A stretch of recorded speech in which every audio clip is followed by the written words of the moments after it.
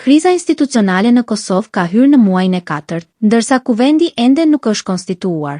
Aleanca për Ardhmërinë e Kosovës ka ndërmarrë hapin e radhës, duke e dërguar çështjen në gjykatën kushtetuese, pas vendimit të kryesuesit të seancës për të propozuar votim të fshehtë për zgjedhjen e kryetarit të kuvendit.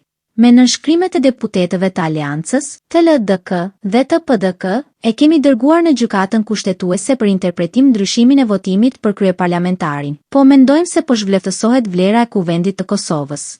Deputetët kërkojnë që gjykata kushtetuese ta trajtojë këtë çështje me prioritet, madje edhe me një masë të përkohshme për pezullimin e seancave, derisa të merret një vendim përfundimtar. I lutëm aktorët institucional që ta trajtojnë me prioritet dhe të ndalet mbajtja e seancave të përsëritura. Kryetari i Aleancës për Ardhmërinë e Kosovës Ramush Haradinaj, përmes një reagimi në rrjetet sociale, ka akuzuar për papërgjegjësi politike dhe ka quajtur situatën të turpshme, duke theksuar se përpjekjet e dështuara për konstituimin e kuvendit kanë dëmtuar imazhin e shtetit. Konflikti ka lindur pas propozimit të kryesuesit nga vetëvendosja Avni Dehari, që votimi për kryeparlamentarin të bëhet në mënyrë të fshehtë, me qëllim që kandidatja e propozuar nga LVV, Albulena Haxhiu, të mund të siguronte shumicën e nevojshme.